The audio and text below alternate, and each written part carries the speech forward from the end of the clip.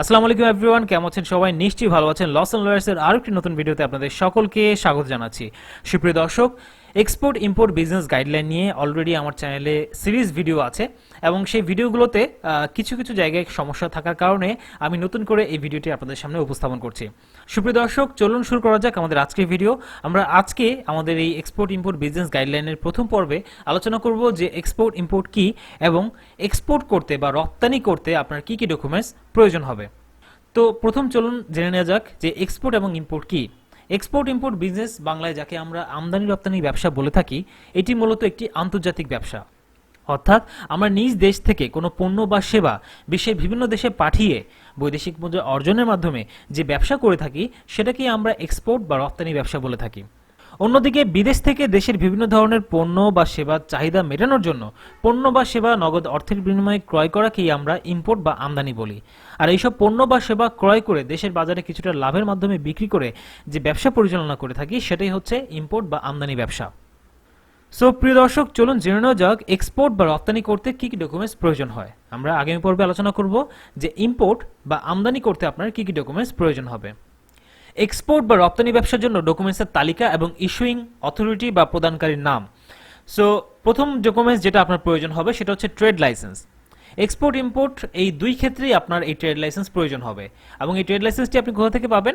আপনি যদি সিটি কর্পোরেশনে বসবাস করে থাকেন তাহলে সিটি কর্পোরেশন থেকে, আপনি যদি ইউনিয়ন পরিষদের আন্ডারে বসবাস করেন তাহলে ইউনিয়ন পরিষদ থেকে, আপনি যদি পৌরসভায় থাকেন তাহলে পৌরসভা থেকে আপনাকে এই ট্রেড লাইসেন্সটি সংগ্রহ করতে হবে।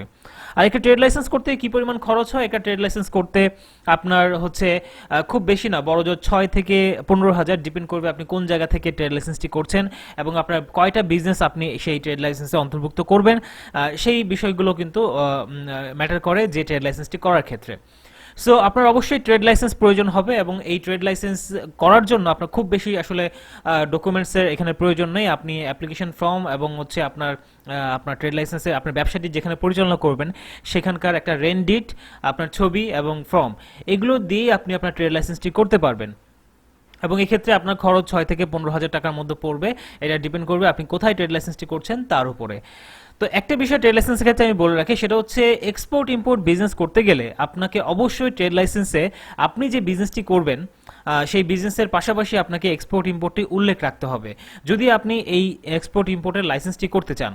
যেমন আপনি যদি জেনারেল ট্রেডার হিসেবে, যেমন আপনি হচ্ছে মুদি দোকানের মতো সব কিছুই সেল করবেন বা আপনি সকল ধরনের প্রোডাক্টই আপনি সেল করবেন, আপনি খুচরা কিনে পাইকারি কিনে এনে খুচরা বিক্রি করবেন, তাহলে আপনি জেনারেল ট্রেডার হিসেবে একটা বিজনেস ক্যাটাগরি রাখবেন এবং সেই সাথে আপনি এক্সপোর্ট ইম্পোর্ট অবশ্যই রাখবেন ট্রেড লাইসেন্সের মধ্যে। সো অতএব দুইটা জিনিস আপনাকে কনফার্ম করতে হবে, যে একটা হচ্ছে আপনি জেনারেল ট্রেডার হিসেবে করছেন এবং অন্যটা হচ্ছে আপনি এক্সপোর্ট ইম্পোর্ট হিসেবে করছেন। তো ট্রেড লাইসেন্সটি আশা করি আপনারা সকলে বুঝতে পেরেছেন। এরপরে আপনার যেটি লাগবে হচ্ছে ইটিন সার্টিফিকেট। ইটিন সার্টিফিকেটটি আপনার এক্সপোর্ট ইম্পোর্ট দুই ক্ষেত্রেই লাগবে। এটি আপনি পাবেন জাতীয় রাজস্ব বোর্ড বা এনবিআর থেকে এবং ইটিন সার্টিফিকেটটি আপনি অনলাইনেই করতে পারবেন। এটি খুবই সহজ ইটিন সার্টিফিকেট করা। আপনি 10 থেকে 15 মিনিটের মধ্যে আপনার ইটিন সার্টিফিকেটটি করে ফেলতে পারবেন। এরপরে ভ্যালু অ্যাডেড ট্যাক্স সার্টিফিকেট বা ভ্যাট সার্টিফিকেট যেটি আছে, এটিও আসলে এনবিআর থেকে প্রদান করা হয় এবং এই ভ্যাট সার্টিফিকেট করতে আপনাকে বেশ কিছু জিনিস আপনাকে তৈরি রাখতে হবে। আপনাকে ট্রেড লাইসেন্স, ইটিন সার্টিফিকেট, এরপরে হচ্ছে যে আপনার ভ্যাটের যে রেজিস্ট্রেশন ফিস, এই জিনিসগুলো আপনার প্রয়োজন হবে। এছাড়া আপনি যদি কোম্পানি হন তাহলে সেক্ষেত্রে আপনার আরজিএসসি নিবন্ধনের কপি লাগবে। তো এরকম আরও বেশ কিছু জিনিস লাগবে যেটা আমরা যখন ভ্যাট নিয়ে আলোচনা করব, একটা সেপারেট ভিডিও করব, তখন আমরা সেখানে প্রদান করব। এছাড়াও আমার ভ্যাট নিয়ে ভিডিও সিরিজ আছে, আপনারা সেখানেও দেখতে পারেন যে ভ্যাটের জন্য কি কি ডকুমেন্টস প্রয়োজন হয়। 4 নম্বরে আপনার যেটি প্রয়োজন হবে সেটি হচ্ছে ইআরসি বা এক্সপোর্ট রেজিস্ট্রেশন সার্টিফিকেট। এই এক্সপোর্ট রেজিস্ট্রেশন সার্টিফিকেটটি কে প্রদান করেন? এটি প্রদান করেন হচ্ছে chief controller of import and export. এটি এই গভর্নমেন্টের এই অধিদপ্তর, তারা হচ্ছে এই সার্টিফিকেটটি প্রদান করে থাকে এবং এই ইআরসিটিও আপনি খুব সহজেই করতে পারবেন। এরপরে 5 নম্বরে যেটা হচ্ছে বৈধ চেম্বার অফ কমার্স বা অ্যাসোসিয়েশনের মেম্বারশিপ সনদ। আপনাকে অবশ্যই আপনি এক্সপোর্ট বা ইম্পোর্ট যেটাই করুন না কেন আপনাকে বৈধ চেম্বার অফ কমার্স বা অ্যাসোসিয়েশনের মেম্বারশিপ সনদ নিতে হবে। বাংলাদেশের যে কোনো বৈধ চেম্বার অফ কমার্স বা অ্যাসোসিয়েশনের আপনি সদস্য হতে পারেন, তবে এখানে আপনার পণ্যের ধরন অনুযায়ী যে অ্যাসোসিয়েশন রয়েছে সেই অ্যাসোসিয়েশনের সদস্য হওয়াটাই আপনার জন্য সবচেয়ে বেটার হবে। সাপোজ যদি আপনি আপনার পণ্যের ধরন অনুযায়ী কোনো অ্যাসোসিয়েশনের সদস্যপদ নিতে না পারেন তাহলে আপনি সরাসরি চেম্বার অফ কমার্সের সদস্যপদ আপনি গ্রহণ করবেন। যেমন ঢাকা হলে ঢাকা চেম্বার অফ কমার্স এবং চট্টগ্রাম হলে চট্টগ্রাম চেম্বার অফ কমার্স। অতএব আপনি যখন কোনো বৈধ চেম্বার অফ কমার্সের মেম্বারশিপ নেবেন তখন কিন্তু আপনার পক্ষে ইন্টারন্যাশনালি ক্লায়েন্ট পাওয়া বা বায়ার খুঁজে পাওয়া বা হচ্ছে যে আপনার ইন্টারন্যাশনাল বিজনেস করার সুযোগটা বেড়ে যাবে। এরপরে 6 নম্বরে আপনার যেটা প্রয়োজন হবে সেটা হচ্ছে পার্টনারশিপ ব্যবসা হলে রেজিস্টার্ড পার্টনারশিপ ডিড আপনার প্রয়োজন হবে এবং এই পার্টনারশিপ ডিডটা আপনি হচ্ছে রেজিস্ট্রেশন করে রাখতে হবে। এটা করবে হচ্ছে আরজিএসসি থেকে আপনি এটা রেজিস্ট্রেশনটা কমপ্লিট করতে পারবেন। সো এক্সপোর্ট ইম্পোর্ট এই দুই ক্ষেত্রেই আপনার এই পার্টনারশিপ ডিড যেটা আছে সেটা প্রয়োজন হবে। 7 নম্বরে যেটা হচ্ছে memorandum and article of association. Export import এই দুই ক্ষেত্রেই আপনার এই মেমোরেন্ডাম এবং আর্টিকেল অফ অ্যাসোসিয়েশন প্রয়োজন হবে যদি আপনি কোম্পানির হয়ে যদি আপনি এক্সপোর্ট ইম্পোর্ট ব্যবসা পরিচালনা করেন। সাপোজ আপনি যদি শুধুমাত্র ট্রেড লাইসেন্স নিয়ে ব্যবসা পরিচালনা করতে চান সেক্ষেত্রে আপনার এই মেমোরেন্ডাম এবং আর্টিকেল অফ অ্যাসোসিয়েশন প্রয়োজন নাই, কিন্তু আপনি যদি কোনো একটা কোম্পানির আন্ডারে যদি আপনি এক্সপোর্ট ইম্পোর্ট বিজনেস পরিচালনা করতে চান তাহলে সেক্ষেত্রে আপনার ট্রেড লাইসেন্স তো লাগবেই, কিন্তু কোম্পানির নামে সেই ট্রেড লাইসেন্স হতে হবে এবং আপনার কোম্পানি খোলার পরে আপনি মেমোরেন্ডাম এবং আর্টিকেল অফ অ্যাসোসিয়েশনটাও আপনার প্রয়োজন হবে যদি আপনি কোম্পানি হিসেবে লাইসেন্সটা নিতে চান। 8 নম্বরে হচ্ছে certificate of incorporation. That means company খোলার পরে আপনাকে যে সার্টিফিকেটটা দেওয়া হয় সেটাই হচ্ছে সার্টিফিকেট অফ ইনকর্পোরেশন এবং এটি প্রদান করে আরজেসি বা register of joint stock and firms. 9 নম্বরে যেটা লাগবে আপনার ব্যাংক সলভেন্সি সার্টিফিকেট। আপনি এক্সপোর্ট ইম্পোর্ট এই দুই ক্ষেত্রেই আপনার লাগবে। যে ব্যাংকে আপনার ব্যবসায়িক অ্যাকাউন্ট বা কারেন্ট অ্যাকাউন্ট রয়েছে সেই অ্যাকাউন্টটি আপনি হচ্ছে এইখানে সেই অ্যাকাউন্ট থেকে আপনি সলভেন্সি সার্টিফিকেটটি প্রদান করবেন। 10 নম্বরে আপনার যেটা লাগবে সেটা হচ্ছে এক্সপোর্টার যারা তাদের ক্ষেত্রে জিএসপি সাফটা আপটা সার্টিফিকেট, অর্থাৎ ইম্পোর্টার তার দেশ থেকে শুল্ক পণ্য খালাস করাতে পারবে এইরকম একটা সার্টিফিকেট হচ্ছে আপনার এক্সপোর্টার হিসেবে লাগবে এবং এটা প্রোভাইড করবে এক্সপোর্ট প্রমোশন ব্যুরো বা ইপিবি। সো এই এক্সপোর্ট প্রমোশন ব্যুরো থেকে আপনি হচ্ছে এক্সপোর্টার এই জিএসপি সাফটা আপটা সার্টিফিকেটটি আপনি সংগ্রহ করতে পারবেন। 11 নম্বরে আপনার যেটা প্রয়োজন হবে এক্সপোর্টের ক্ষেত্রে যাদের ফ্যাক্টরি আছে তাদের ক্ষেত্রে পরিবেশ ছাড়পত্র এটা অবশ্যই লাগবে এবং এটা প্রোভাইড করবে পরিবেশ অধিদপ্তর। 12 নম্বরে এক্সপোর্টারের ক্ষেত্রে যাদের ফ্যাক্টরি আছে অর্থাৎ যে সমস্ত এক্সপোর্টার ফ্যাক্টরি পারপাসে হচ্ছে এক্সপোর্ট লাইসেন্স বা ব্যবসা পরিচালনা করবেন তাদের ক্ষেত্রে আপনার ফায়ার সেফটি লাইসেন্স প্রয়োজন হবে এবং এটা প্রদান করবে fire service and civil defence.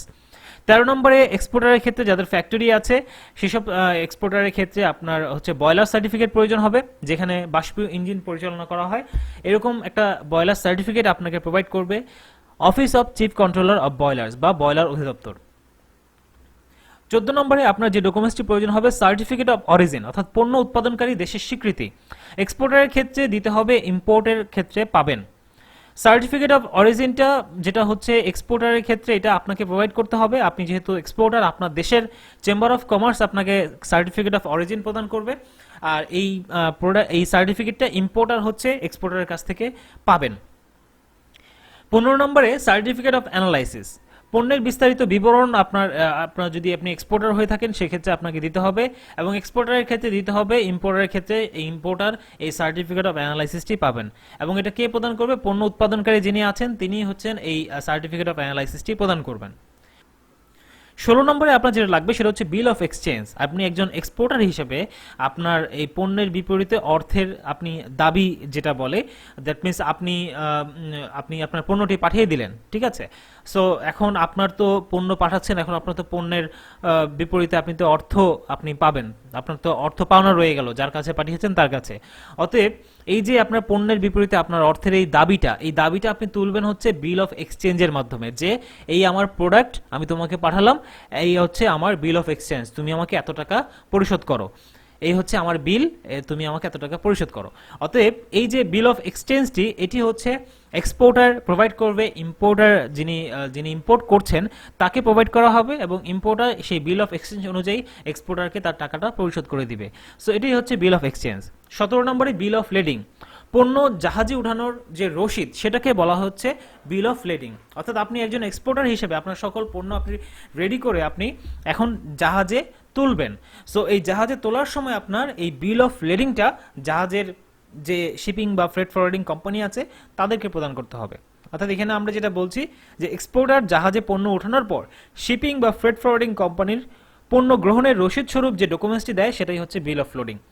অর্থাৎ আপনি যে আপনার পণ্যটি সেই শিপিং কোম্পানিতে বা সেই যারা পণ্যটি ফরওয়ার্ড করছেন তাদের কাছে হস্তান্তর করলেন, তার ডকুমেন্টস স্বরূপ হিসাবে আপনাকে এই বিল অফ লেডিংটি আপনাকে সংগ্রহ করতে হবে।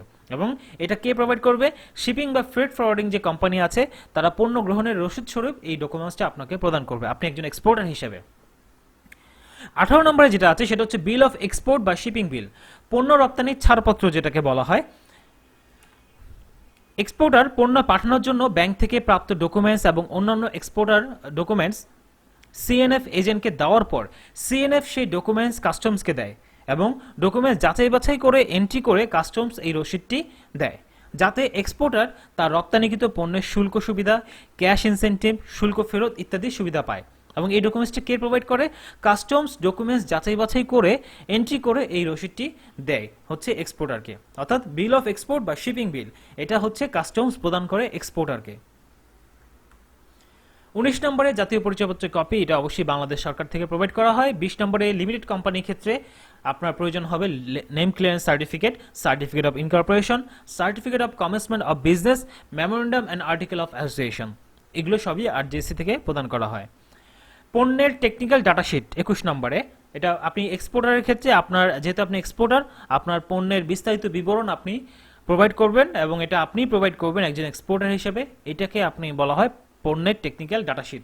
22 নম্বরে ম্যাটেরিয়াল সেফটি ডাটাশিট, অর্থাৎ বিস্ফোরক পণ্যের ক্ষেত্রে যদি বিস্ফোরক কোনো পণ্য হয় তাহলে সেই ক্ষেত্রে তার যে সেফটি সংক্রান্ত যে বিবরণগুলো সেটা আপনার পণ্যের সাথে দিতে হবে এবং এটা এক্সপোর্টার দিবেন, ইম্পোর্টার এটা পাবেন।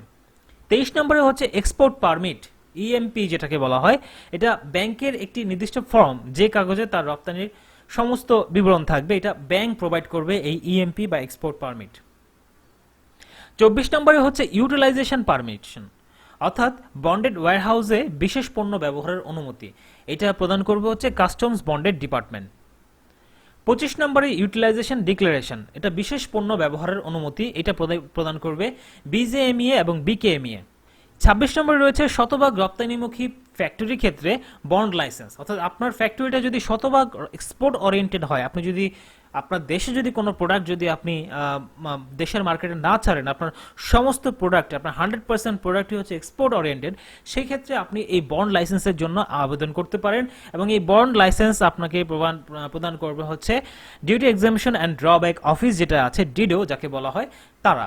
27 নম্বরে হচ্ছে ইন্স্যুরেন্স কাভার নোট, অর্থাৎ এক্সপোর্টারের ক্ষেত্রে এক্সপোর্টার তার পণ্যের বিস্তারিত সেফটি বিবরণ দিয়ে দিবেন ইম্পোর্টারকে এবং এই ইন্স্যুরেন্স কোম্পানি এই ইন্স্যুরেন্স কাভার নোটটি প্রদান করবেন।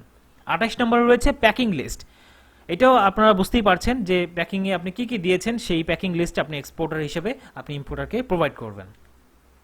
সো সুপ্রিয় দর্শক, আশা করি আজকে বুঝতে পারলেন যে এক্সপোর্টার হিসেবে আপনার কি কি ডকুমেন্টস প্রয়োজন হবে। আগামী পর্বে আমরা আলোচনা করব একজন ইম্পোর্টার হিসেবে আপনার কি কি ধরনের ডকুমেন্টস প্রয়োজন হবে। সো সুপ্রিয় দর্শক, সেই ভিডিওটি দেখার আমন্ত্রণ জানিয়ে আজকের মতো এখানেই বিদায় নিচ্ছি। আল্লাহ হাফেজ।